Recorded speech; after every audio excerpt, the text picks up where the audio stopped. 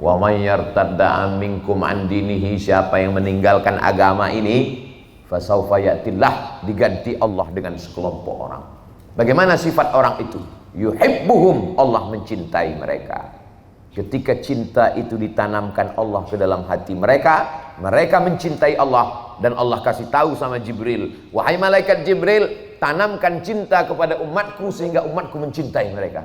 Akhirnya umat itu mencintai mereka, mengirimkan apa yang ada pada mereka. Berdirilah Masjid Kapal Munzalan, berdirilah Masjid Joko Karian, berdirilah pesantren Merapi Merbabu, berdirilah usaha-usaha kuliner bersatu. Assalamualaikum warahmatullahi wabarakatuh. Saya berada di asrama Ma'had Az-Zahra, 4 lantai 36 kamar. Ada tak ada kita, asrama ini tetap jadi, anak-anak tetap menghafal Quran di sini, tetap jadi orang, tetap menjadikan amal jariah mengalir. Kita hanya sekedar menumpang tuah, mengambil berkah. Mari kita selesaikan bangunan ini melalui transfer ke BSI nomor rekening 767 7777227 atas nama Pendidikan Hajah Rohana, almarhumah mak saya. Nomor admin jangan lupa kontak ke nomor 0811 6650 026. Berkah selalu. Assalamualaikum warahmatullahi wabarakatuh.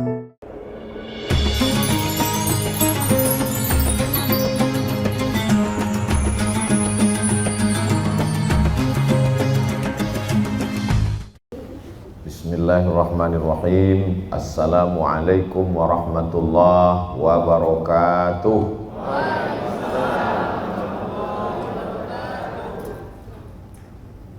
Anak raja menangkap balam.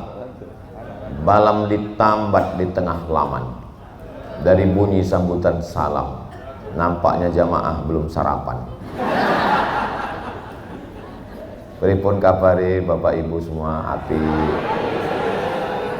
Muga-muga sing melu acara iki padha kabeh sugih, waras, mlebu nang surga, rabi, sing urung rabi, sing wis ya istiqomah insyaallah. Alaiha nahya wa alaiha namut. Amin ya rabbal. Kenapa Ustadz Somad itu selalu jalan dengan Ustadz Lukman dan Ustadz Salim? Ada apa di antara mereka?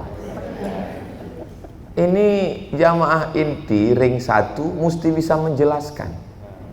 Jangan sampai ada dusta di antara kita. Ada orang yang ceramahnya lantang, ngomongnya luar biasa. Salat berjamaah di masjid, mari ramaikan masjid, mari makmurkan masjid.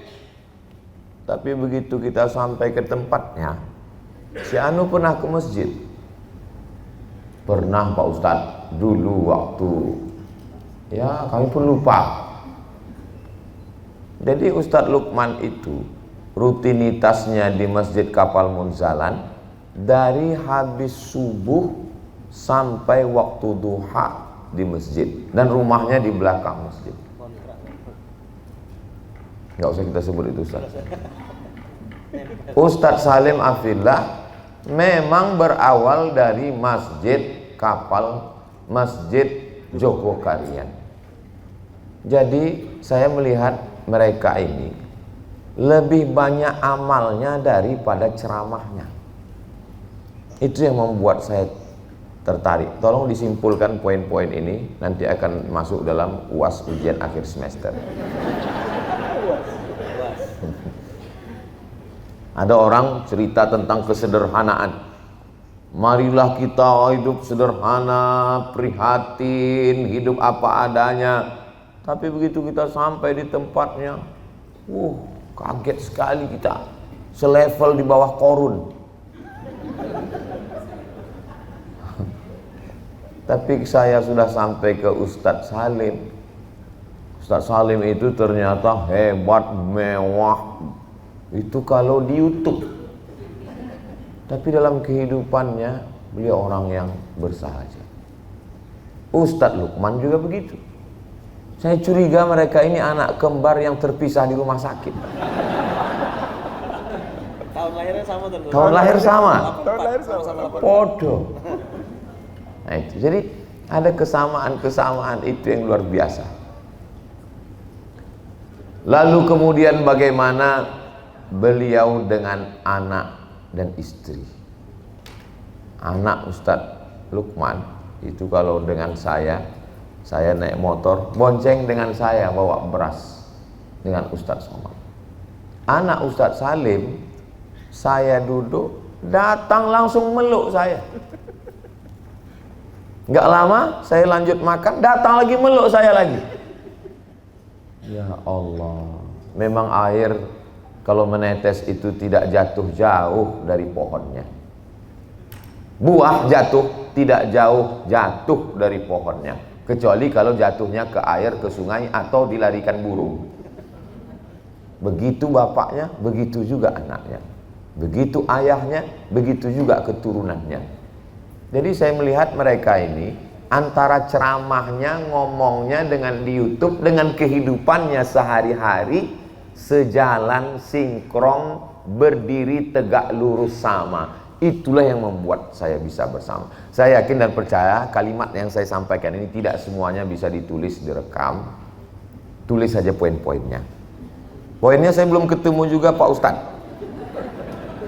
Apa kira-kira keywordnya ya? Sesuai ngomong dengan ceramah, itu poin yang satu. Banyak orang nggak sesuai. India, negara India itu lebih banyak ngomong daripada kerja. Lebih banyak mereka. Cobalah tonton film India. Lagunya 7 menit. Iya. Kalau Jepang itu nggak ada ngomong, diam aja. Tapi lebih banyak kerja. Itu Jepang. Kalau Indonesia, lain yang diomongkan, lain yang dikerjakan.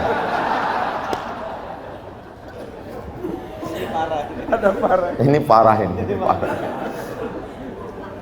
Saya menemukan mereka ini lebih banyak kerjanya daripada ngomongnya, dan yang diomongkannya itu sudah diamalkannya duluan. Dari keluarganya, dan yang paling penting istrinya satu. Saya nggak tahu apakah mereka ini setia atau takut, wallahu a'lam. Karena memang sulit kita membedakan antara setia dengan takut. Tapi kalau dilihat dari wajahnya yang cerah, itu memang setia. Kalau orang yang takut itu kelihatan kerutan-kerutannya. Saya waktu tausiah di Malaysia, pas lagi makan, ada bapak-bapak nanya, Ustadz boleh nanya? Boleh. Tapi suaranya pelan. Gimana kalau suami takut sama istri? Rupanya istrinya ada di sebelah. Saya bilang, suami yang takut dengan istri, maka nanti waktu dia mati, dia tidak kena azab kubur. Loh, kok bisa gitu Pak Ustadz? Karena waktu malaikat mau mengazab, kata malaikat yang satu lagi, sing iki ora usah diazab. Kenapa? Karena sudah terlalu azab di dunia.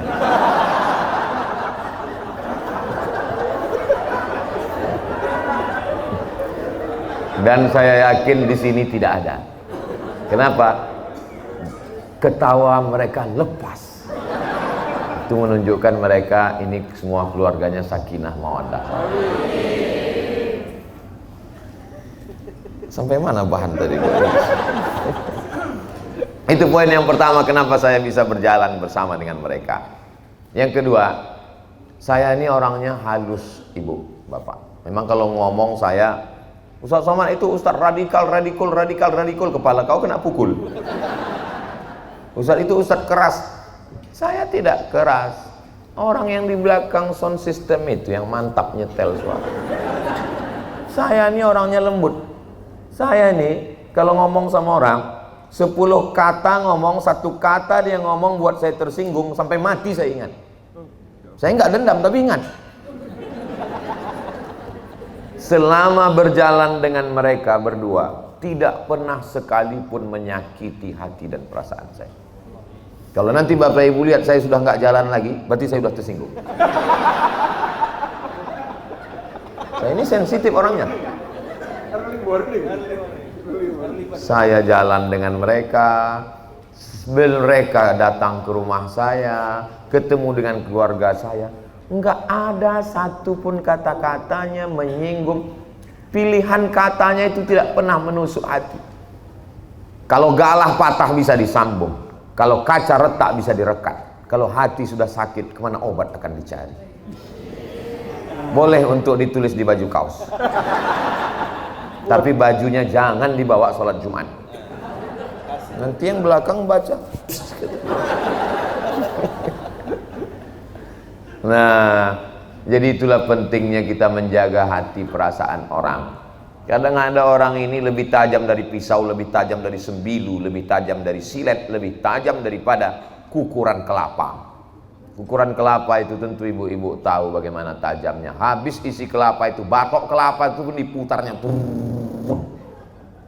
Ngomong sama dia 5 menit, menit pertama itu aja yang hati kita tenang. Masuk menit kedua, jantung koroner naik, diabetes naik, gula darah naik. Ibu pernah mengalami seperti ini?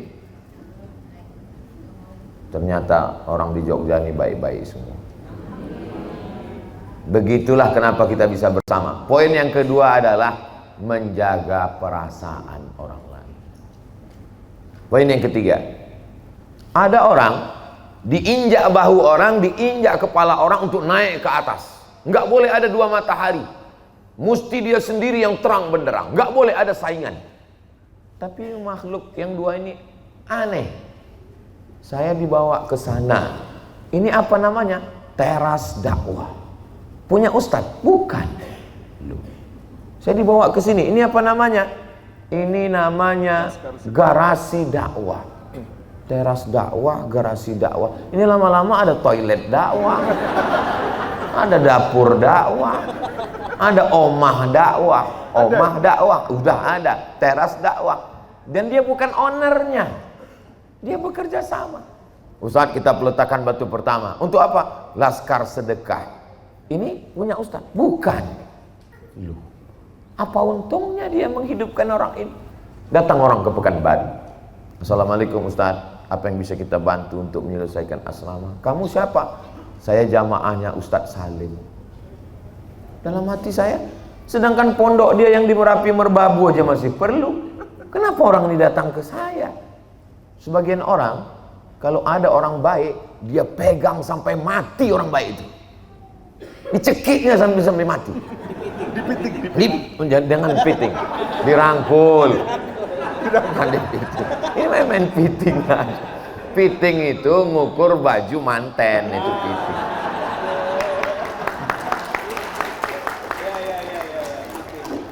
Kalau sudah kenal sama saya, maka sayalah ustadz yang terbaik, selain saya setan.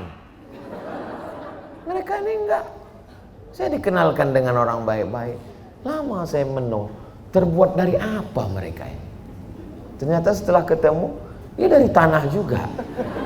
Terus kenapa yang lain itu dari tanah? Mungkin mereka dari tanah longsor. Tanah sengketa. Kalau bapak ibu punya teman susah betul bayar utang, itu dari tanah juga, tapi tanah liat. Nah, jadi mereka ini selalu berbagi. Silakan yayasannya namanya apa, silakan lembaganya namanya apa, mau logo apa, nggak penting. Yang penting spiritnya sama. Pekanbaru tidak ada paskas, nggak ada pasukan amal soleh, nggak ada gerakan impak beras di Pekanbaru. Kenapa? Karena sudah ada yayasan tabung wakaf umat. Teruskan aja. Akhirnya yayasan tabung amat murah. Saya yakin kalau ada paskas di Pekanbaru, mati yayasan tabung wakaf. Relawan-relawannya habis mengetuk dari pintu ke pintu. Rp1.000 sehari, hanya 25.000 dalam sebulan. Tanggal merah tidak dihitung. Kemarin saya datang ke Kota Baru, dari Pekanbaru ke Jakarta, dari Jakarta ke Banjarmasin, dari Banjarmasin ke Kota Baru. Sampai di Kota Baru, sebuah pulau, datang anak muda pakai baju hitam, paskas, pasukan amal soleh. Mereka nggak ada minta video endorse, nggak ada minta apa-apa, bawa bungkusan, ngasih hadiah baju. Tentu kita susah membalasnya, koper kita kecil, nggak ada bawa baju dari Pekanbaru. Jadi gimana cara Ustadz membalasnya? Saudaraku yang ada di Kota Baru, segera berikan Rp1.000 sehari. kita sudah menyantuni 600.000 anak Indonesia santri penghafal Quran. Transfer sekarang juga. Atau Anda sulit transfer, akan ada orang yang mengetuk pintu rumah Anda. Mana orangnya? Pasukan amal soleh. Mereka tidak peduli pada nama, tidak peduli pada rupa, tidak peduli pada simbol, yang penting tercapai. Segala keluh kesah yang saya sampaikan, Ustadz, waktu mak saya meninggal, itu ada orang penggali kubur, ternyata nggak digaji. Mereka ini susah. Berapa bulan setelah itu saya datang ke Pontianak, Ustadz Somad, kita nanti akan menyerahkan santunan. Santunan untuk apa, Ustadz? Untuk para penggali kubur yang memandikan jenazah, penyelenggaraan untuk orang mati. Keluh kesah saya beberapa bulan yang lalu langsung action dilaksanakan. Hari ini 800 orang penyelenggara jenazah dapat santunan tiap bulan. 37 bulan sudah berlangsung. Betapa bahagianya mereka yang selama ini tidak pernah ada dipedulikan. Memang di beberapa tempat memang ada santunan kepada penggali kubur, penyelenggara jenazah, tapi biasanya 5 tahun sekali, mendekat-dekat caleg. Poin yang ketiga, kenapa kami bisa bersama? Mereka tidak menginjak bahu kepala orang untuk naik, tapi mereka merangkul bersama untuk sama-sama naik ke atas. Bertumpu satu tempat bersama. Untuk apa?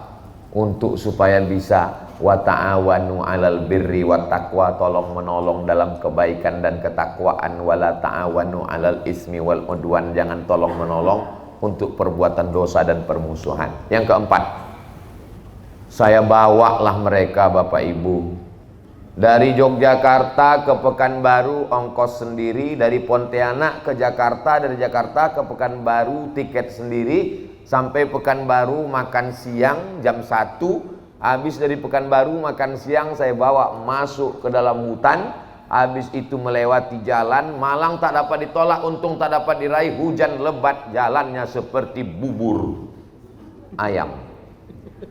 Sampai di tujuan jam 2 malam. Dari jam 1 siang dari Pekanbaru masuk ke hutan, jam 2 malam, basah baju semua, tidak ada jembatan melewati sungai, mobilnya mati di tengah sungai itu, masuk air ke dalam. Dan hari ini saya ketemu dengan Ustadz Salim, seolah-olah kejadian tidak pernah terjadi. Tak ada dendam di hati mereka. Saya waktu mau datang kemari, memang doa saya Bismillahirrahmanirrahim, la haula. Dalam hati saya, di manalah akan dibalaskannya sakit hatinya ini. Enggak ada. Saya dibahagiakan, saya dimuliakan, saya dihormati. Andai sayalah yang jadi posisi seperti itu. Misalnya, saya ada satu ustadz membawa saya masuk ke dalam hutan sampai jam 2 malam, mobil mati di tengah sungai, basah-basah. Lalu kemudian setelah itu saya punya kesempatan untuk balas. Oh, nggak usahlah saya ceritakan lagi bagaimana azabnya saya balas. Saya pakai ayat yang paling pas. An-nafsu bin nafsi, nyawa balas nyawa. Al-ainu bil aini, mata balas mata. As-sinnu bis sinni, gigi balas gigi. Wal juruha qisas. Kalau ada luka mesti dibalas dengan hukum qisas. Tapi mereka Masya Allah tabarakallah, dilempar dengan batu, dibalasnya dengan setangkai bunga mawar. Tapi belum tahu juga, soalnya besok saya baru pulang. Ini siang ini masih ada jadwal di Gunung Kidul, ini masih, mudah-mudahan ibu semua bapak doakan supaya saya selamat dunia. Nanti di Gunung Kidul, sore di Asram Jambore, besok pagi terakhir pulang. Baru aman ini besok setelah sampai Pekanbaru, barulah aman. Tapi saya husnuzon insya Allah. Ustadz Lukman, Ustadz Salim Afillah. Makanya jadwal saya ke Yogyakarta ini setahun sekali, dan ke Pontianak jadwal setahun sekali. Dan mereka ini, poin yang kelima, yayasannya kaya, sugih tenan. Kalau kita pergi ke kapal Munzalan itu, mobil-mobil mewah itu, tapi orangnya sederhana. Kehidupan pribadinya itu bersahaja. Beda sama teman saya yang satu lagi. Pribadinya kaya, yayasannya menderita. Mereka ini dengan orang-orang yang luar biasa. Ustaz Somad kok membanding-bandingkan orang? Kan nggak boleh Pak Ustaz. Mana dalilnya? Itu jangan dibanding-bandingkan. Saya nggak ada sebut nama, guys. Nggak ada sebut orang, nggak ada sebut.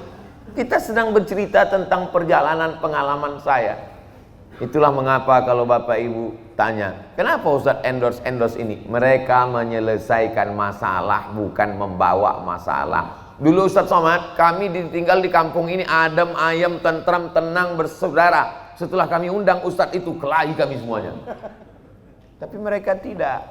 Yang dulu sebelumnya kacau balau, lintang pukang, tunggang langgang, setelah mereka datang menjadi tenang, menjadi ayem. Ada orang yang nggak mau makan roti, takut lemak babi, takut macam-macam kuasnya, takut lagi isinya telur ayamnya.